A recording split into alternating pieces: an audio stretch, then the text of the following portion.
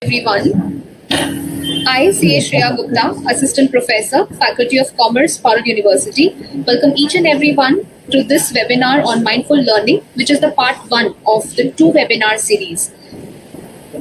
First of all, I would like to introduce our guests. Dr. Asisi Menacharya. Dr.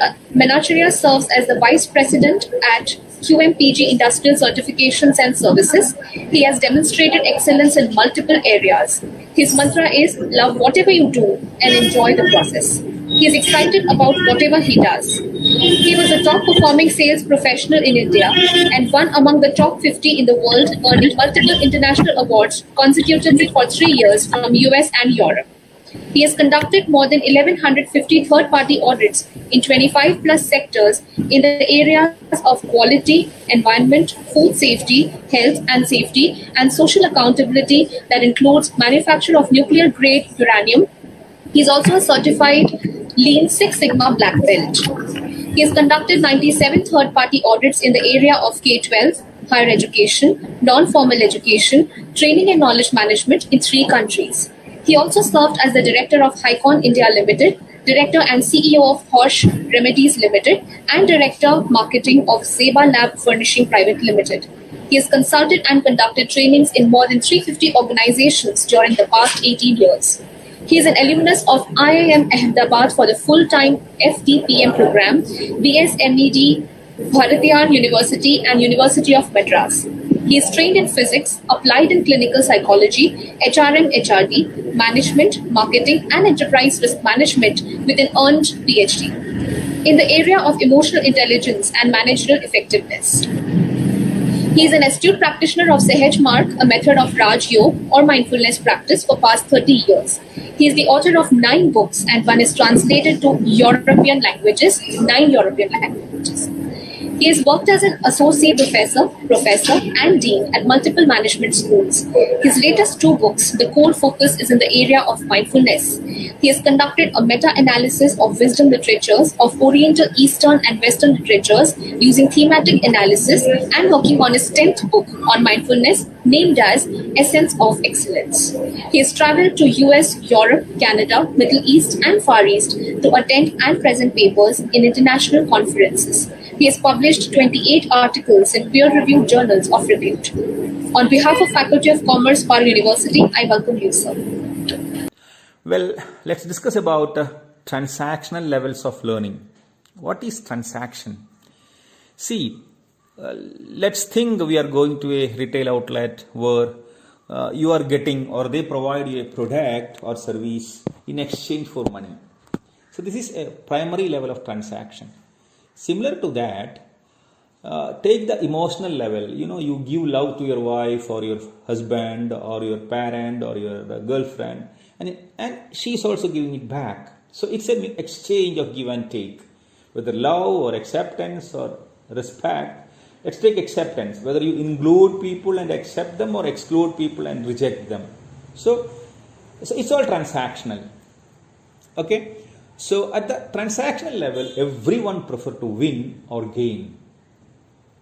In education also, for the money one provide, especially when the self-financing colleges and universities came in, for the money one provide, a student want to gain something, perhaps a good grade, certification, a job, salary and livelihood and so on. Right? Am I right? Yeah. That's all perfectly okay.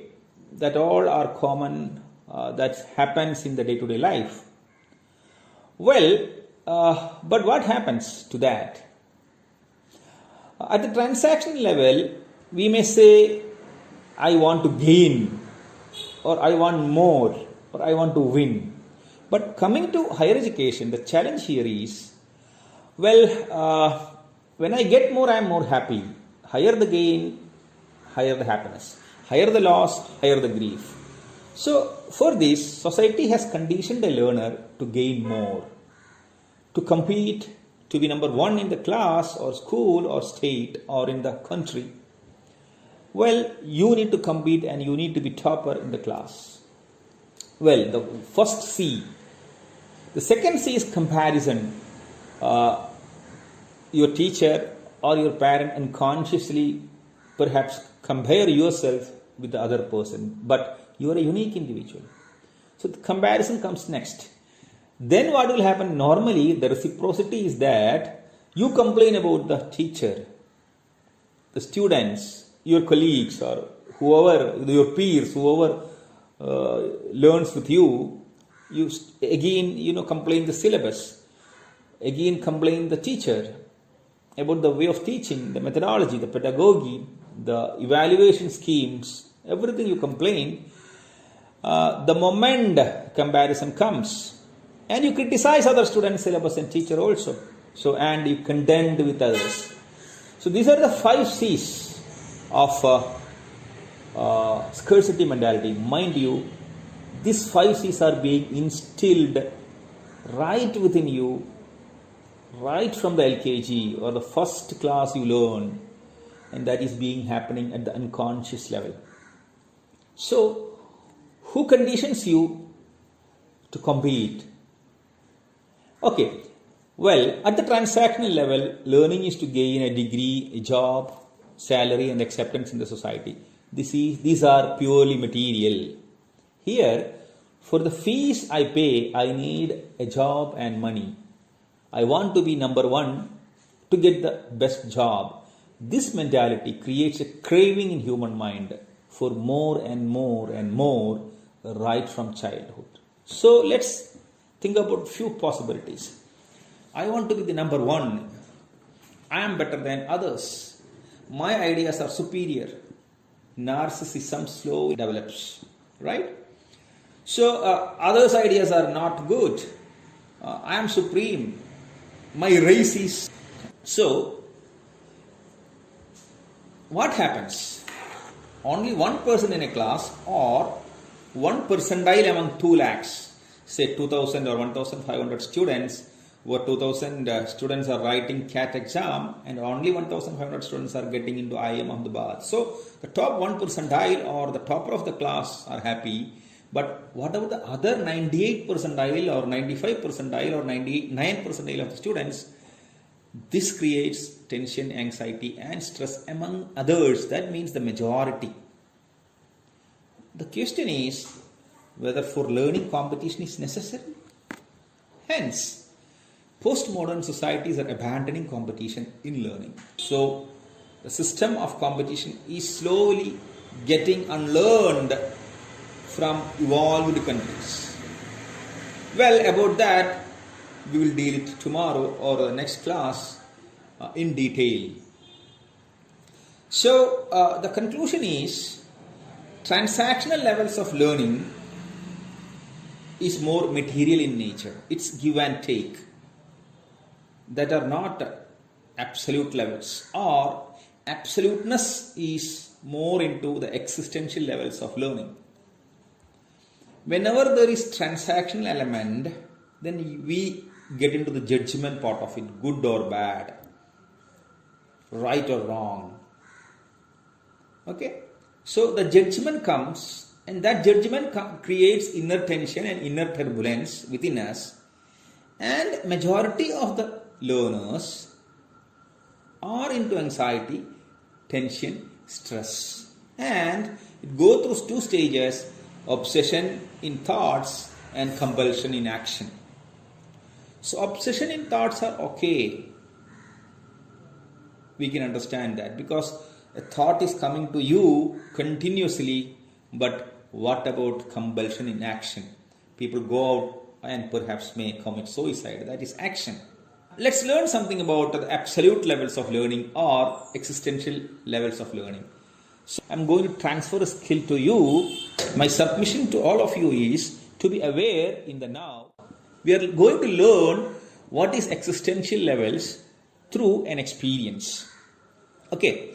Now it's asking questions one by one where we will realize what is existence first. Fine. First question is, do you exist? Yes, I do. Now I live. I exist. How do I exist? Hey, come on. I exist now. I know that I'm living. I'm chatting to you, or I'm talking to you and you're listening to me. Now means I live in the now, just now. Will you exist next year or tomorrow? I don't know. Did you exist yesterday? Yes. But can you act in the last moment or yesterday now? Now, I mean now. No, I cannot.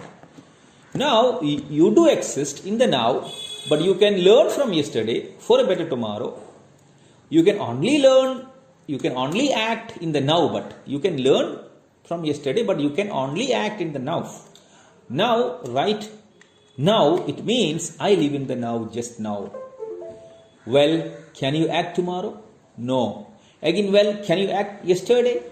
No. I can only act in the now. So, my experience, my action is in the now.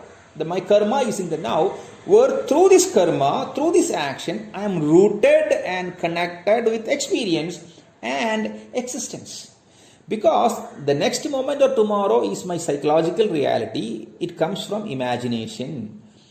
My past is, yesterday what has happened again is my memory. That are not existential realities, that are only psychological realities. But I exist in the now. Well, but you can do something for what has happened for yesterday, mind you. You may ask for forgiveness or forget and forgive and take correction and corrective action in the now. It means you can learn from yesterday and take corrective and correction and corrective action, right? You do agree with me. Fine. But you can only do that in the now, in this second. So experience can only happen in the now, neither yesterday, last moment, or tomorrow, or next moment. Hence, whenever you learn through experience connected in the now, you are going through existential learning that is absolute in nature. Please understand, any experience you cannot cut into two. It is whole and unique. Hence, whenever you learn through an experience connected in the now, you are going through existential learning. Now, skill building. Can you learn a concept or a theory by using experience? Yes. Psychologist has derived a method to learn. This is skill building session 4, 8th standard to a master level students, where during the exams they may ask you, majority of the domains they will check for your recall, comprehension and understanding, right? They will check whether you remember whatever you learned. So short-term and long-term memory, comprehension and understanding, concept formation also they will check. And after that, they will check whether you can synthesize data, analyze data, then whether you can critically think, creatively think, divergently think, arrive at a conclusion, solve a problem, and finally whether you can create something from your learning process, right? So, but your learning is almost 50 to 60 or 70 parties. Well, conceptual learning. How you can learn a concept by using activities. This is skill building session, and famous psychologist has derived a method for that. It's called as SQ3R. SQ3R method. It means survey, question, read, recite, and review. So, if you use this SQ3R method, you cut short your cognitive learning into 5 stages or 5 steps. First, you will open a paragraph, you survey it. You will identify the major, sub-themes. Then you will ask questions for yourself. Then you will go through, you will read it. Then again you recite it and you will review it. Search about it and try to implement it today. This is an exercise that I am giving you, because our training don't focus on just learning something conceptually. Wow. We prefer to learn some skills within you, so that the learning outcome is, okay, I attended this webinar. Fine. I spent 1 hour for that.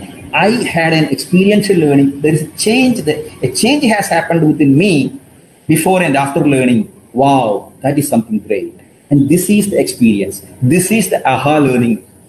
So we will discuss it tomorrow. So every day, this training program has been designed for 45 minutes, and 15 minutes we will interact with the participants.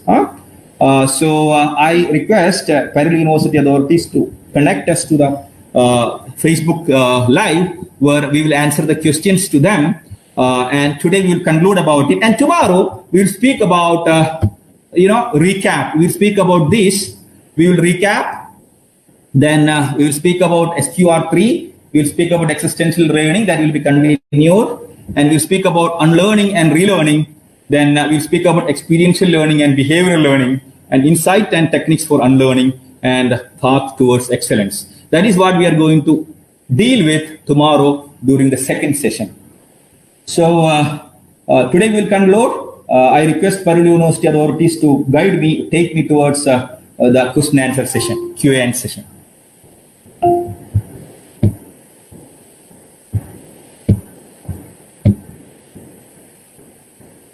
So I am stopping the presentation now. Can you connect me to the question answer session, or what we can do? Sir, I have received your questions from the students. Yeah. One student is asking me that you are talking about mindful learning. So as you said that, we are always asked to race since the beginning, since the childhood, that you have to compete, you have to be the best. What do you think? Is there any fault in the education system, or how can we change it in a better way? Because it is the way the system is designed. We always applaud the students who scored very good marks, and we always applaud those students who are always in the limelight, teachers' favorites. But how it should be actually? Like, what is the role that teachers should play, and what is the mindset that students should have while they are studying? Well, so his question is very interesting, but it's very much thought-provoking, and I'm also thinking about it, and for a long time as a social psychologist. Well, there are certain societies who has already understood it. Well, we call them as postmodern societies, or countries like Finland. Though those countries, they are in the some parts of Europe, they're already rich. They're very much on the advanced evolution of civilization. Where those countries, they have already taken initiative to stop competition in learning. Up to 7th standard or 8th standard, they do not have a ranking system. Please understand. And now Europe, recently they have started implementing it. Now it's a slow process where, please understand, I don't have the basic requirements such as food, shelter, I don't have enough money. Then our first prime importance is to earn for a living. That is quite natural. That's quite natural. We have to understand that. So all those third world countries or developing countries are in that particular stage. So we are almost, even in India, we are almost, majority of us are down to the poverty line. So if we tell them that, okay, the competition is not required, so our government may not accept it. Our social psychologists or social system may not accept that. These are all the realities that we have to understand. So the evolution happens, the relearning happens at that level is a slow process. We have to give time for society to evolve. So I do imagine a scenario where maybe after 25 to 30 years, at least in education system, there will not be comparison. The 5 C's that I have already mentioned, our education system will slowly change. A fast change may not happen, slowly change, and it will evolve to what postmodern societies said have started implementing at this point of time. And second question, whatever you asked, well, what teachers can do? See, to be aware and conscious about it. Students, okay, they can be aware and conscious about it.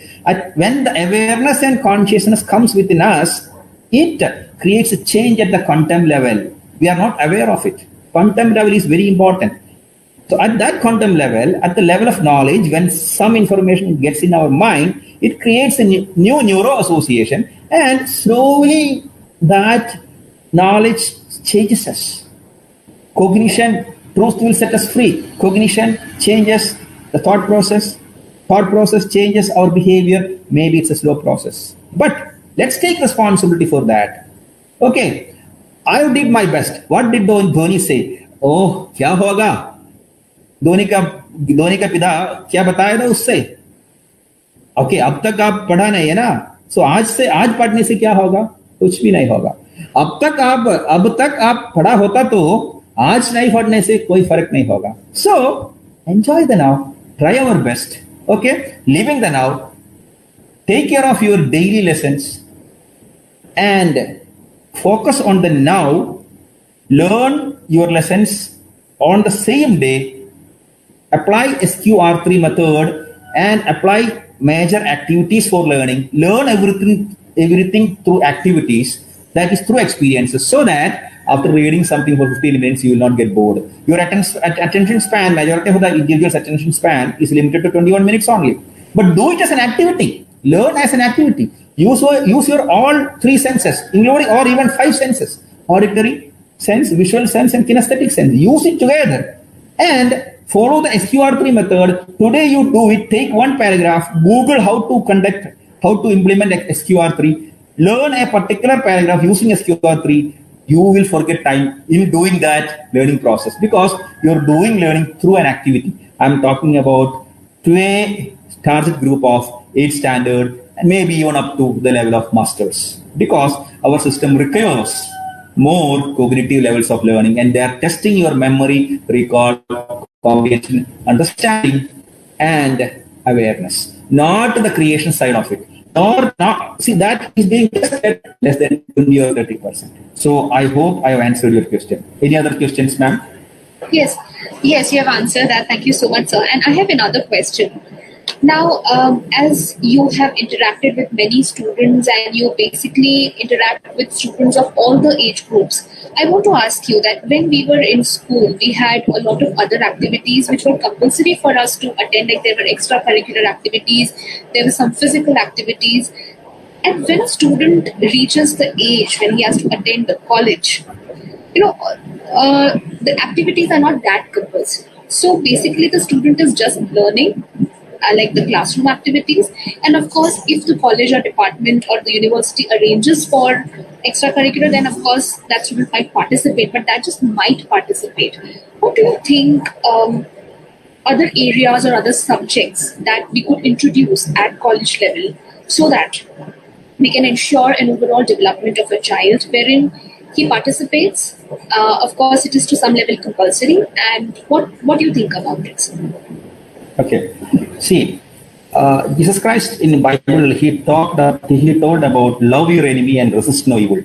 So whenever we are only focusing on one particular area, you go and become a specialist in that area where your scope is very much limited. And if there is any, please understand, if there is any disruption in that particular area, you lost your whole skill.